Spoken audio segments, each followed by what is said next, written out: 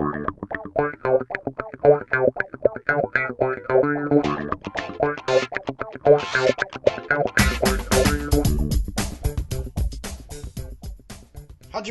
Welcome back to Comic-Jutsu. JT McRoberts here with you once again. And in the words of Happy Harry Hardon, I'm wearing nothing but a cock ring. And what better way to bring you a look at Grant Morrison's seminal series, The Invisibles, than in this particular fashion. This particular episode is going to give you a look at issue 1 of The Invisibles. Oh, wait. Issue 1 of The Invisibles. No. Is that issue 1 of The Invisibles?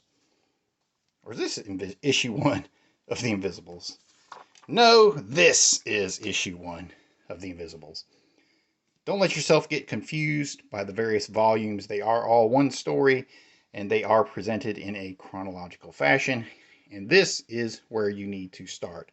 Although you can actually take a look at the preview story in Absolute Vertigo, because it is new and different and separate from the ongoing series that followed it.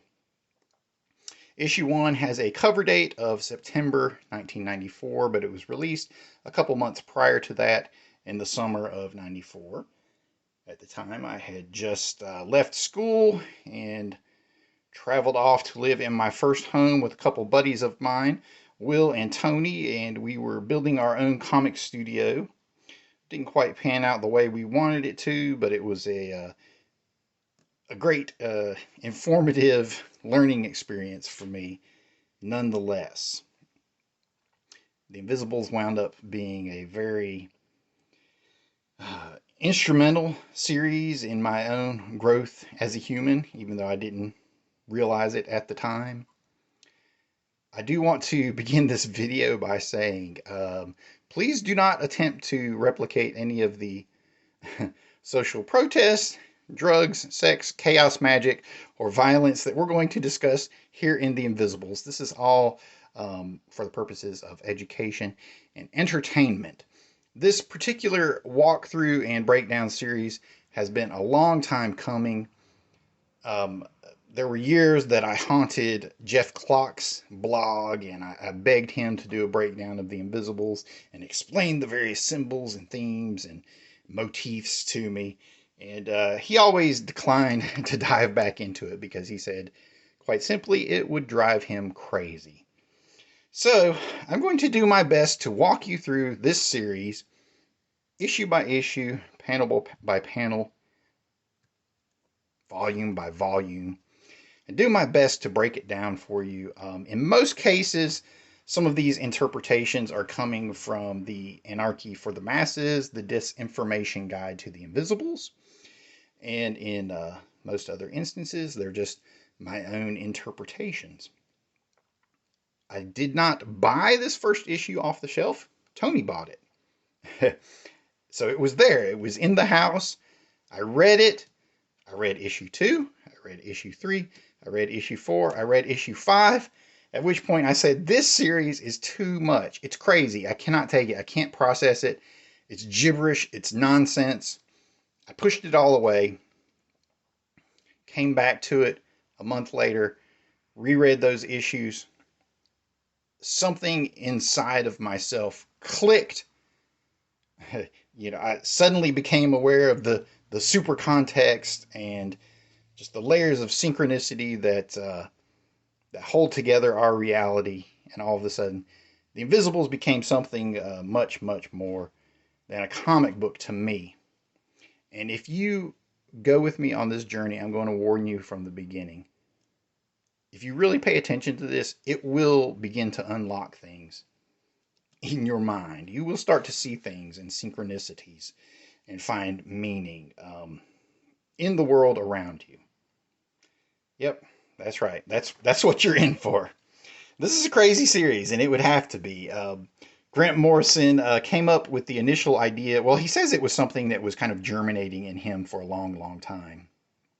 He had finished Doom Patrol, and he was out on the Vertigo Spin Across America signing tour of 1993 with artist Steve Yowell and Jill Thompson.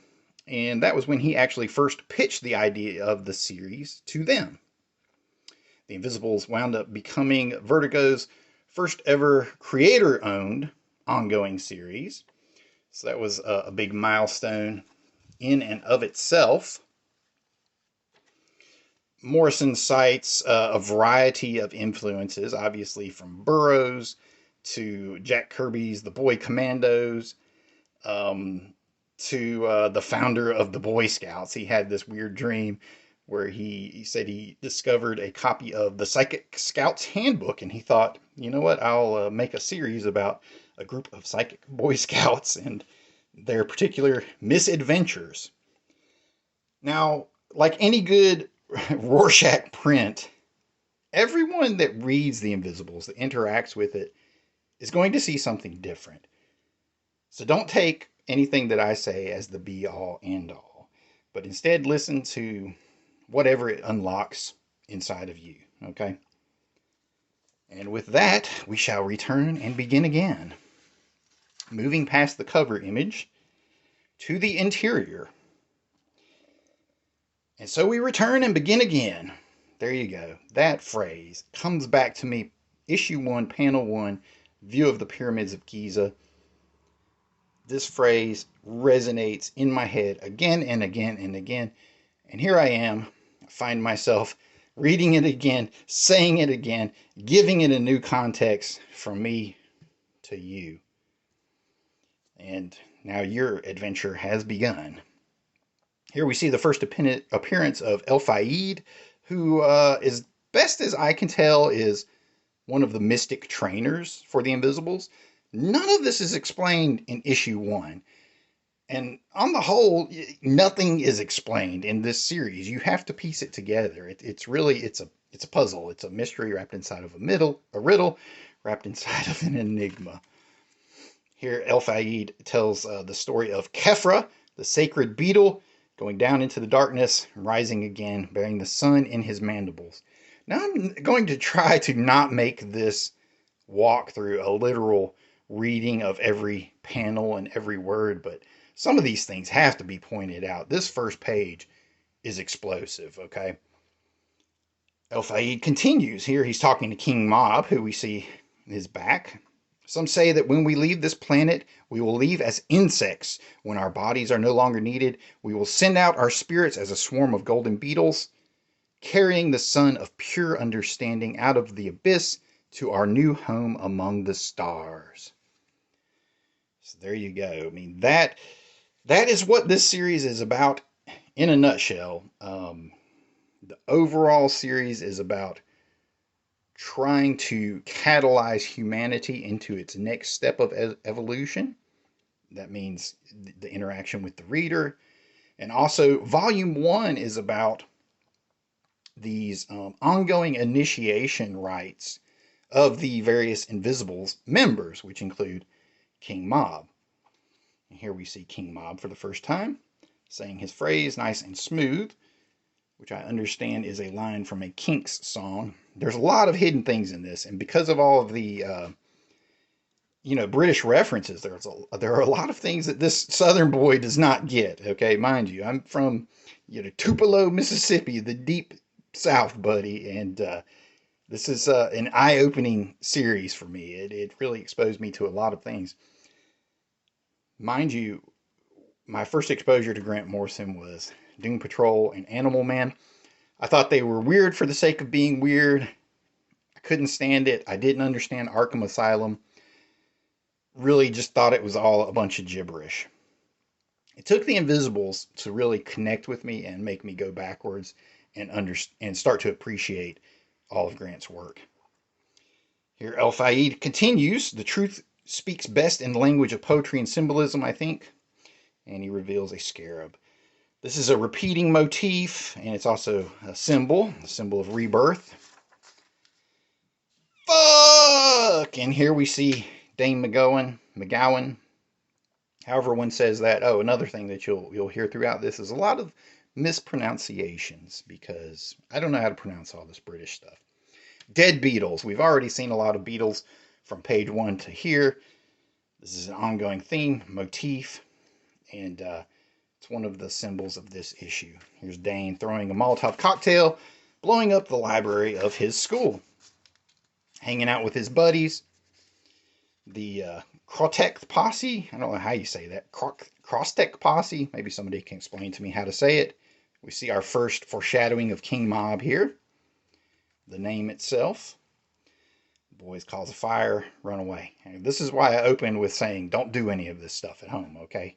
You're responsible for your own actions. Don't use my videos as an excuse for it. I do find it interesting that there is pretty much a lack of sound effects throughout this. They only pop in from time to time here with this ha ha ha ha ha, but no siren sounds. There are a lot of explosions that have no sound. There's gunfire that has no sound, that sort of thing. So at least in this first issue, that's an interesting stylistic choice. I'm not completely in love with the color of this issue. It's a little bit dark and murky in places, but I think Steve Yowell's art it's good, it's solid.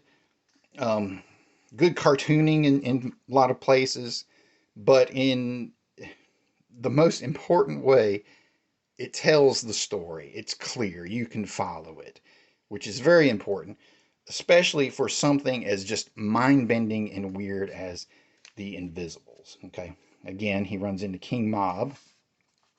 This first bit actually opens a lot like it mirrors A Clockwork Orange and Alex's journey a whole lot here in this first issue. Flip, we're in Paris. Look at this, no captions saying Paris. They just show you the tower. Here we see King Mob again, and he's talking to Edith. This is first appearance of Edith. These are characters that are going to pop up again and again that are very important. You have no idea how important they are this early on. Here she calls him by his given name, Gideon, or at least the name that he's using now. You need to understand that King Mob is also a fiction suit for Grant Morrison. You may not know what a fiction suit is, but we're going to talk about that as this series goes on. And so this is Grant. Anytime you see King Mob in here, this is Grant putting himself into his own work. Here, Edith talks about getting old. I'm 95 and dying. And we're going to see Edith in a lot of different fashions throughout this series. So this is all good stuff. She mentions something bad happening to King Mob's previous partner, Jonna Dreams. And King Mob says that they've found a replacement, and he is speaking about Jack. I mean, he doesn't outright say it. You know, a lesser writer would say, yeah, we've got this new kid we've got an eye on. But no, he says, no, we've been following somebody. We have a new recruit. And he says they need Tom of Bedlam. He can't find him, and he needs Edith to do it. We don't know who Tom of Bedlam is yet in this issue, but he's going to show up later. Here we see Dane in school, and his teacher, who is Mr. Six. This is another Invisibles recurring character. You have no idea that he's actually important or that he's actually involved with the Invisibles until much, much later in the series. So it's very rewarding as you read this and then go back and you're like, isn't that the guy from, isn't that the lady from, isn't that the dude from, yeah, from earlier? And you go back and you see it. And here he's asking, you know, this really complex question about Russian history. And he singles out Dane and he says, you know, what's the answer? And here he says, who is the Russian anarchist theorist who denounced the October Revolution? Dane says, sir, I don't know. Was it Molotov? Which is pretty funny, or pretty cheeky, as our friends from across the pond might say. And we later learn that Dane is intentionally not answering the question. So he gives him this little speech that, you know, you're better than this. You're smarter than these stupid kids you hang around. And he also basically says, why did you do it? Implying that Dane is the one who burned up the library, that he knows it. And Dane says, I don't know what you're talking about. I love that the ads in this, they ride this wave of synchronicity because Dane wanders around and he crosses some bridges and stuff, and it's not dissimilar to this. And the notion of chaos and crossing realities and whatnot actually also fits in well with this Mona Lisa and the Star Trek Enterprise there. So Just weird synchronicities abound. Okay, so here we see Dane's home life. He's with his mom in their flat, as they would say. I know our UK viewers, I apologize as I'm amazed at knowing any of this terminology, but bear with me, okay? And she basically says, Dane, you need to get out tonight. My boyfriend's coming over. And he's like, he's a prick. I don't like him anyway. And she says, well, you know what? I hate you. You've ruined my life. Get out of here. He wanders off, building sympathy for our main character of Dane, and also letting you understand what kind of led him to where he is. You know, being rejected and having this feeling of loss and not belonging in life. King Mob again. Okay, this is the first weird part. The first time I read this, I'm like, what is happening here? Are these ghosts walking by? Is there some kind of weird, time anomaly happening or whatnot?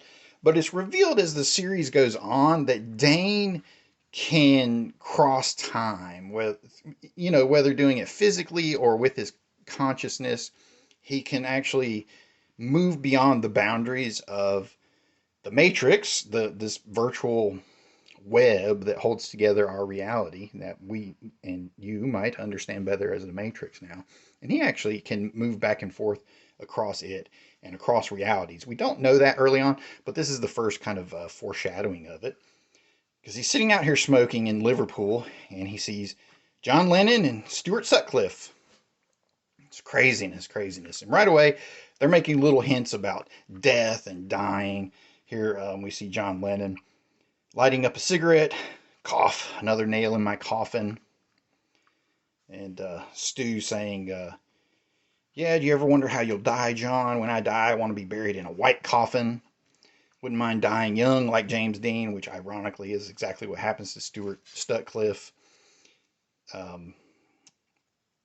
Here we see John throwing a rock into the water. And we see the ripples. So in a lot of ways, this is symbolic of the butterfly effect of, small changes causing these hugely different outcomes in reality and throughout time. And it also represents just the shape of reality itself, because part of the Invisibles is understanding that time is not linear, and that we actually kind of move along the ripples of it, and that's how we can cross from one part of time to the other, because they all connect. It's actually a big, large super context, as Grant sometimes refers to it. Again, here's the weirdness. So Dane is just watching Lennon and Sutcliffe here, and then we hear Mr. Lennon, and John turns. Yeah, this kind of confused me, because I was like, is this Dane saying this? But no, it's part of this time ripple that's going on. So you see a couple moments of Lennon's life actually crashing together here like waves, because this is when he was killed, because that's what happened when, what was the guy's name? Chapman? Mark David Chapman. He walked up behind him and said, Mr. Lennon? And he said, yeah. And he turned around and he shot him. And that was the end. And I remember when that happened, because he was killed on my birthday. I was a very little kid, but I knew who the Beatles were. I knew who John Lennon was. And it was shocking. I was very, very, very young at the time. Here they continue talking about death and whatnot. And again, these guys are both what? Dead Beatles, referring back to the title, our symbols, our motifs, our ongoing themes. Here popping up behind Dane, we don't know this, but this is kind of his Jiminy Cricket. I don't know if it's like his ultimate psychic self, or if this is a tulpa or what, but it's Jack Frost. It's just this representation of just his unconsciousness, or his super consciousness even, or super ego. And he's saying some strange things here. We are thousands. He speaks some things in German. Terrible, light, and cold. One is dead at 22, one at 40. Speaking about Lennon and Sutcliffe. Now, there's an actual translation of this in Anarchy for the Masses. And what is he saying? He says, let's see if I can find it here for you. As I look at the book off screen here. He says, good earthly method, strong owner, psychic land, which is, I don't know, a strange thing to say, but that is what he's saying. And Dane tells him, fuck off, I'm not listening to you. So this book is unrelenting right out of the gate. I mean, it challenges you, and it's a challenge to keep up with it. Here we see Dane back hanging out with his stupid friends. They talk about one of their friends getting arrested for stealing a car. So Dane decides, you know what? I can nick any car. Let me steal this Astra right here. Astra, an immediate callback to Stuart Sutcliffe talking about wanting to be with his girlfriend Astra. So it just synchronicities upon synchronicities, all layered together here. And Dane explains how he hotwires the car. Just force the deadlock off with the crowbar, pull the earth wire off, the gearbox, and everything stops working. All I have to do is connect the earth wire up again, and we're off. Or just rip out the alarm. So he's explaining all this, and his buddies are like, huh? Because they're stupid. And again, it shows you how smart that Dane is. And he's just going out causing chaos and anarchy. Finally, they decide to leave it here. Somebody says we can't just leave it here, but then one of the others says we can do whatever we want. They should be glad we just didn't wreck it. And Dane comes up with the idea, you know what? We should just blow up the whole fucking school. And then boom, back to King Mob. And again, these are the sequences. When I first read them, I'm just like, what is happening here? This is insane. I just don't understand this. It was like a program that I had to download and install, those first 5 issues. They had to install, they had to extract, they had to slowly unload and then start to download the additional DLC, as one might say, until it finally clicked, and then I went back and started revisiting it. So we see King Mob performing a bit of chaos magic. Grant talks about his process, or their process. I'm sorry. I'm so used to referring to Grant by their old pronouns. So if I slip out every now and then, please forgive me. I'm doing my best here to keep up with it. Though it does not surprise me that he came out as non-binary, because it's kind of one of the themes of the Invisibles as well. Non-binary reality. So he talks about coming up on the sacramental LSD, the body and blood of man, of new gods and new religions. And he basically summons John Lennon to get guidance. So he uses a few different things. He has some albums laid out. He's got a guitar, the type used by Lennon, that sort of thing. Just fantastic design work here by Steve Yowell. This is really, really good stuff. Linked into this are little bits of Beatles songs that hint at the super context and just strangeness of reality. And it's interesting that they got away with this, but they only used a few words at a time here. But he refers to Lennon as a godhead made of living music. So here, as it goes on, as he's interacting with this godhead, you see the various lyrics. Let me take you down. Say the word. The word is love. It is not dying. From tomorrow never knows. It is not dying. It is not dying. Beautiful boy. Beautiful boy. More Lennon lyrics.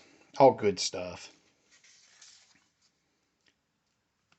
Here, Dane and his buddies go to blow up the school, and they encounter their teacher, who we eventually discover is Mr. Six. He's like, what are you doing? Stop, don't do this, Dane. One of his buddies, I think that's Gaz who does that, smashes him in the back of the head, and he says, let's get out of here, for the Janny will have the busies on us. Some of the slang took me a while. I guess Janny is just janitor. Busies, I had no idea was cops. Initially, I thought it was like a gang or something. So here, Dane stands over him. He says, his teacher pleads with him again, don't do this. I understand your frustration. I know what. Dane kicks him. It was Kropotkin, answering his question from school earlier, and you'll never fucking understand me. Here you see the darkness that just follows Dane. And we just smash cut right to Dane has been arrested. Here he is in court. and he's going to have his sentence handed down. And this is really interesting. I did not realize this until it was pointed out in Anarchy for the Masses that what the judge is saying is almost a word for word recreation of what the judge says to Alex in A Clockwork Orange. This was a particularly brutal and senseless crime which went far beyond the limits of what might be regarded as legitimate youthful rebellion against authority. I don't want to read every word for word, but just pointing that out to you. So kind of continuing the parallels with the Alexander Delarge. And here we see another very cool series that's very lyrical and poetic on its own. Moonshadow by J.M. DeMatteis with art by John J. Muth. You're Dane, aren't you? Here we meet Miss Dwyer, his probation officer. And it's funny, she ends her introduction with yes, which reminds me of the probation officer from A Clockwork Orange. I suppose you're thinking you got off lightly, 10 weeks in a comfortable residential center in the country, yes. If you remember that whole those exchanges between Alex and his probation officer. Yes, a particular so-and-so got in trouble, yes. But anyway, this is another recurring motif with some of the villains. If eyes are the gate to the soul, you'll notice that a lot of the principal villains have their souls blacked out. They wear these black eyes where you cannot, these black glasses where you cannot see their souls. And here they take him to the Harmony House, a very Orwellian name for a correctional facility. And we're introduced to Mr. Galt, who is the chief villain here.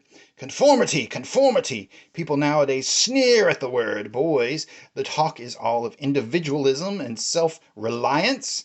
But what has this glorification of the individual brought us? The ancient structures of law and order begin to crumble, worn down by a rising tide of anarchy and violence.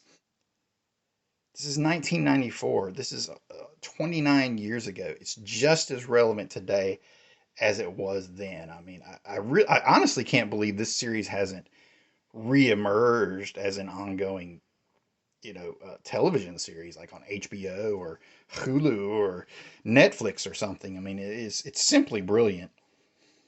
Okay, so Galt goes on basically explaining the battle between good and evil, which is one of the things that King Mob talks about several times over. You will learn to be soldiers. For make no mistake, there is a war being waged between good and evil. The forces of chaos are forever seeking ways to gain footholds in young and impressionable minds. So here they're presenting the forces of law and order as evil, and the forces of chaos and anarchy as good. Well, I mean, that's in the framework of the Invisibles, not in the framework of Galt, because he sees chaos as evil and law and order as good. Are you still with me? Have you figured out why I said this was confusing and very hard to get into initially? You have to download it, let it sink in. So right away, Dane is talking about, man, we got to get out of here. And his buddy is saying, I wouldn't mind being a soldier. I might join up when I get out. Dane says, why should you fight for this government? What have they ever done for you? I wouldn't do it. It's not the government, it's your country. Anyway, I'd be fighting for money. Dane says, there must be better ways to get money. I can think of tons. You don't want to end up like this lot, do you? They just sit there. Have you tried talking to any of these bastards? They're like fucking zombies, man. And here you see the guys are playing cards, okay? If you look at their cards, they're binary sets. They all say yes, no, yes, no, yes, no. This is ominous stuff. Ominous stuff. Okay, and here we meet Ragged Robin. No, I love how there are no caption boxes, no explanations of the jump scene, the jumps from one scene, one location, one time, one place. Nothing. It's either it's simply you hold on, either strap yourself in or you're going to get thrown loose by this wild bucking bronco, okay? You have got to strap yourself in for this ride.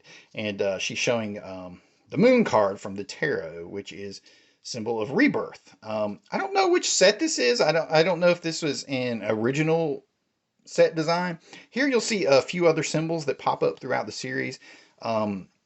Specifically the Vesica Pisces right here. This one pops up a whole lot. It has a lot of meaning. in the sacred geometry, philosophies and theories and whatnot. So the Vesica Pisces pops up a lot. And they actually talk about that one specifically in Volume 2. So here King Mob is asking Ragged Robin to do a reading for him. Ragged Robin, interestingly enough, was based on Jill Thompson, the artist and cartoonist, writer in her own right. And she is the resident psychic of the Invisibles. Here she talks about the beetle again. The beetle's supposed to stand for death and resurrection, isn't it? Trials, initiations. Which again, issue 1, this is all about rebirth. Volume 1 is all about trials and initiations. The entire series is about the trial and initiation of humanity as a whole. Okay. Back to Dane with Galt. They're walking down the hall. He says, what's that? Is that virtual reality? I'd like a go at that. He's looking through this window here, and you see this terrified look on these guys' faces at these bizarro Oculus headsets that they're wearing. Again, 1994, 29 years ago. Galt says, virtual reality? Yes. All in good time, all in good time. And again, that's reference to the holographic nature of reality as presented in The Invisibles, something that people are now familiar with, the idea of the Matrix as being, part of our reality, our reality being a part of a program, a computer program, a holographic projection, that sort. It's all a part of it. Virtual reality? Yes. It is a part of virtual reality because everything is a part of virtual reality. And, he spouts off a few more things. These are really good interactions here. This is good stuff on the wall. You see bad under the frowny face and the smiley face. These are both bad attitudes. What they want is good. Nothing. Indifference. Apathy. Man, think about this in the day, in our age, in the digital age, the age of social media. This is some powerful stuff. It really resonates. Time to go to bed now, little man. You've had a busy day, eh? Dane. Yes, sir. Wanker. He gives him the old. I love that. I love that. That's the bird for the Brits. They do the reverse peace sign like that. And here Galt goes behind closed doors, and you encounter his shadowy master, the King in Chains, also known as the King in Tears. My understanding is with these hyphens, it's to give the dialogue a stilted quality. The child will be given to us tonight. The enemy must not have him. Yes, no sense in waiting tonight. Why do you not approach me, Galt? You hesitate. I'm still afraid of you, your majesty. Fear is good. I am the King in Chains, unborn and barren. Fear walks at my left hand. Unveil yourself. So, good stuff. I mean, it goes on and on and on. Here you see Galt strips himself down. This is almost like those bizarro rituals that they have out at, what's that grove that we have here in America? Maybe I shouldn't say it on this video in case, the Illuminati picks up on this and they start tracking me anyway. Here he says, lick the filth from my fingers, this benediction. Just disgusting stuff here, but see, he keeps on his glasses the whole time. Did I not give you eyes to see? Cut back to Dane. So these are closely linked together. Here Dane is having a dream, but it could also be seen as a vision, and it could also be seen as, Dane is in some ways almost like astral projecting and moving across the barriers of dimensions, and he's witnessing a bit of this encounter between Galt and the King in Tears, or the King in Chains. So good stuff. So he wakes up. There's an alarm going off. Again, no sound effects at all. Just siren sounding. Oh, shit. Not that bloody alarm again. 5th time tonight. Dane gets up, goes and finds his buddy, who is now speaking in binary. They took him for his medical exam or procedure or whatever it was. Gaz, is you all right? What did they do to you? Good. We got to get out of here, Gaz. Bad. Christ, what'd they do to you? Good. Dane knows it's too late for his buddy. Runs off. And boom, he comes in here. When I first saw this, I was like, what is this? I don't quite understand this. It took a lot of rereadings, although they do explain it here. Galt finds him looking at these, what are essentially soul jars, okay? It's not explained again. And I think that's a lot of the power of the Invisibles, is these things are not explicitly explained. So anytime you can add more interpretation and more meaning into it from yourself and your interaction with the work, it makes it that much more powerful. See now what remains of a boy when our work is done. Shit! He drops it. We removed all their anger and frustration, all their feeling, left them hollow and dry, ready to be returned to the world. So apparently these are soul jars, basically, where they have these boys' souls. So Dane drops it, it explodes, and it's making this screaming sound effect. So this is the first time that we see sound effects on the page. Well, aside from the ha ha ha ha. I wasn't doing anything honest. Wah! So the soul is just continually screaming here. When I first saw it, I thought it was like, I don't know, they're almost like, what are those little fetuses in the jars, the pickled punks, something like that. Or, God forbid, like, body parts like genitalia and that sort of stuff. It's very traumatic to me because as a kid, I have a family member that trained in medicine, and I had to go to the hospital, the medical school, and wait at times when there was no one to babysit me. I saw this stuff. I saw dead bodies. I saw stuff in jars. A lot of really, really traumatizing things that little kids should not be seeing. But that's why we're here today. Otherwise, there would be no Comic-Jutsu. So, here we make little soldiers, empty heads, marching to a common beat, living, growing old, dying in our service. All powerful stuff right there. Here, come here, boy, good boy, not bad, not anymore. The things we will make you, smooth between the legs, that's a scary line.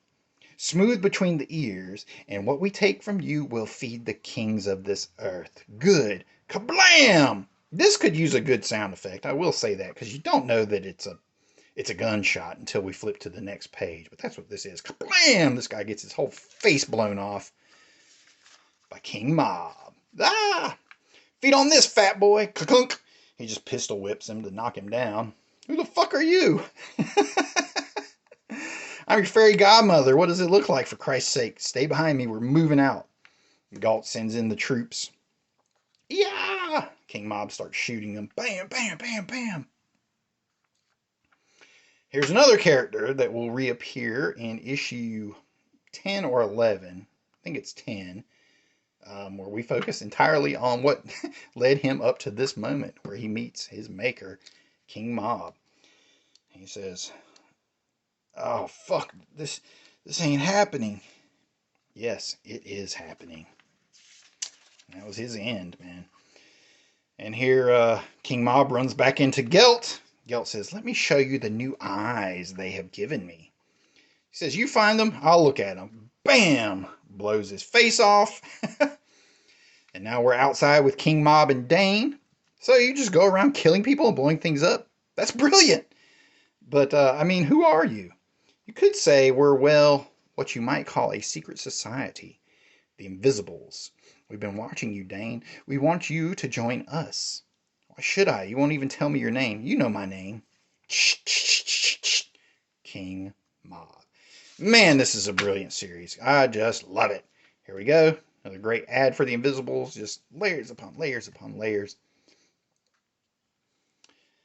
What'll happen to all the people? He's not Gaz anymore. Forget him. What about that bastard Gelt? Did you kill him? I killed as much of him as I could, but they'll have given him an escape route. They always do. This is interesting because as King Mob is explaining it, we're actually seeing it right here. I expect they've relocated his consciousness in a temporary body, an animal, probably an insect.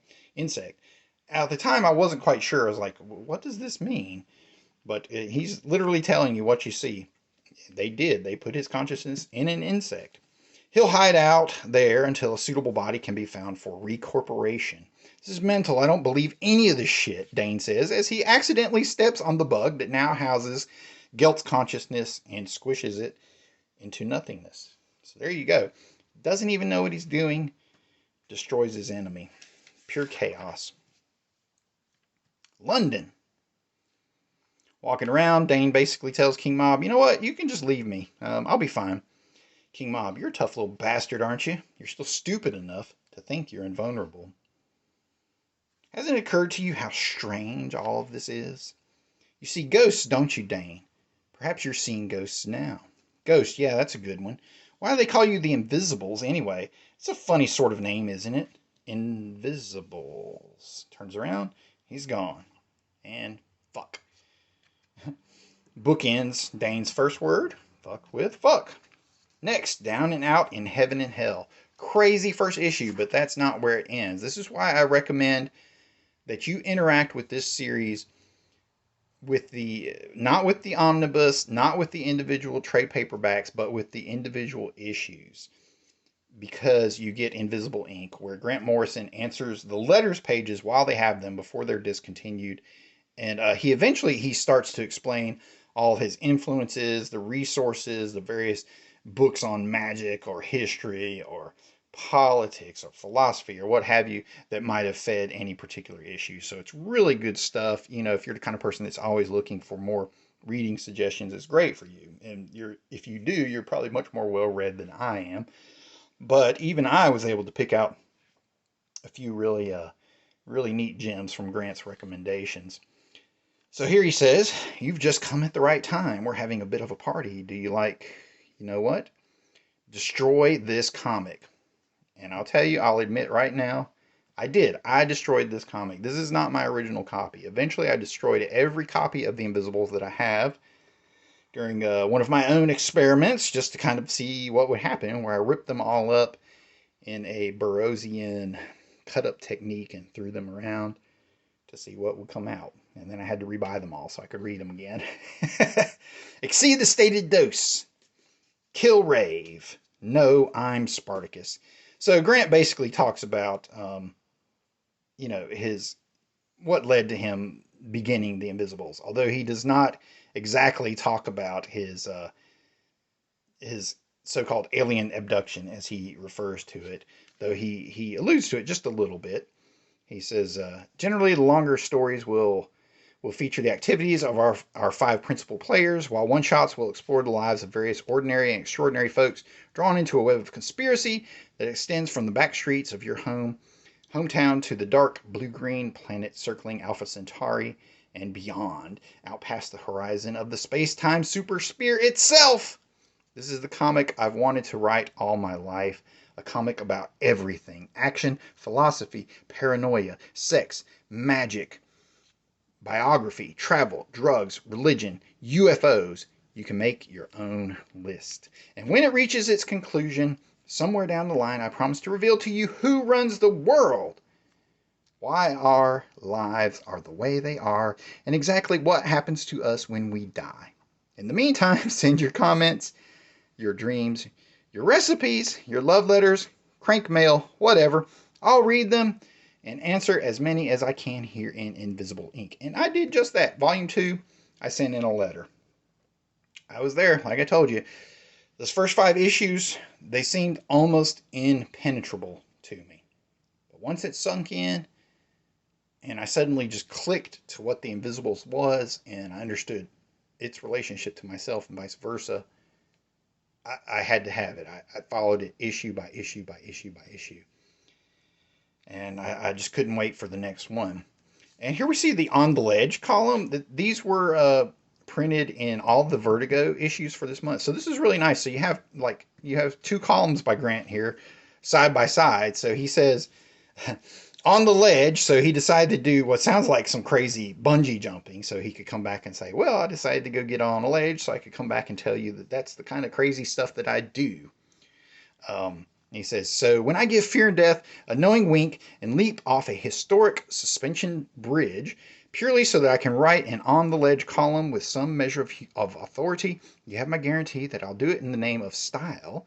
And because if a writer doesn't live and breathe, neither can his work.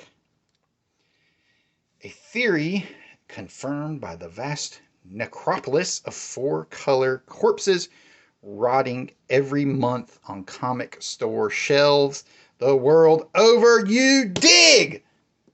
Man, how much more relevant can this be to today? And even this column by J.M. DeMatteis has some really good stuff. He talks about where does he say it? He says he always understands the structure and philosophy of his books. I've rarely begun a story without framework, both structural and, yes, philosophical. I've always had some sense of where my characters are coming from, emotionally and psychologically, and where I want them to end up. But the fact of the matter is, my intentions, however high-minded, however sincere, rarely have anything to do with the finished work. Characters, if they're worth the paper they're printed on, really do take on lives of their own.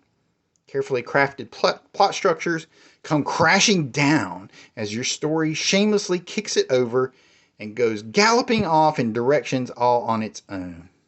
Call it God, the muse, the unconscious, or call it Phil, call it Phil. That's what he says. I got lost for a second there. I thought it was a cutoff of philosophy, but no. Or call it Phil.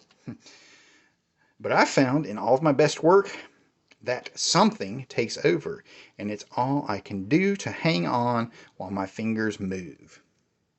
Here we call it The Invisibles. So there you go, issue 1. Not to be outdone by the synchronicities. Check that out. King Mob on the back. No, that's an ad for Natural Born Killers. Another phenomenal work. But Woody Harrelson looks just like King Mob in that.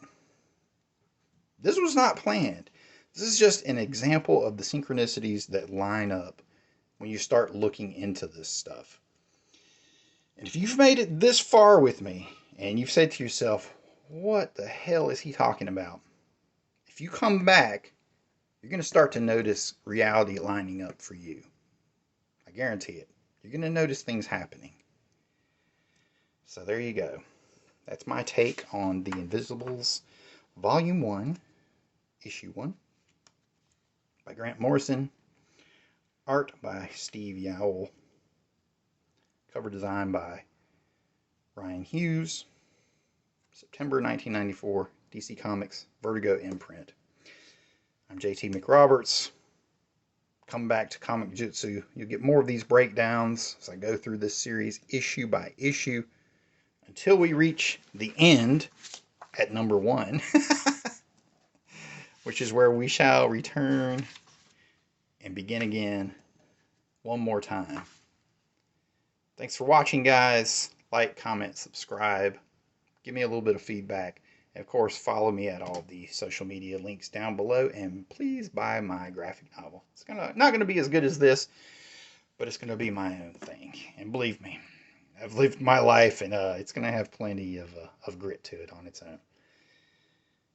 There we go, nice and smooth. Mate!